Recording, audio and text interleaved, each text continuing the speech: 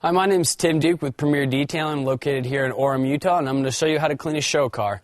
What you're going to want to do is you're going to want to start by spraying it off real nice with a pressure washer or a hose, whatever you're using. Soap it down real good. You want to make sure you get all the dirt and all the grime and sand, everything like that that's on the paint. Get it real soaped up and then give it a nice heavy rinse.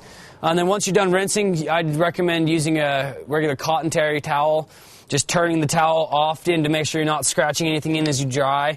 Just keep turning the towel as you go through the vehicle. You don't want to be pressing too hard. You don't need to scratch it.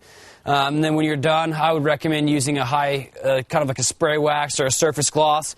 You're just going to want to kind of mist it on real light and then just kind of go over it again, always with the airflow, the same direction that the wind would be flowing if you were driving. And then use a clean, flip the towel over, use a clean side always to polish over it when you're done to remove any haze. And that'll give you a nice clean shine right there without a wax, just for a quick little showroom shine.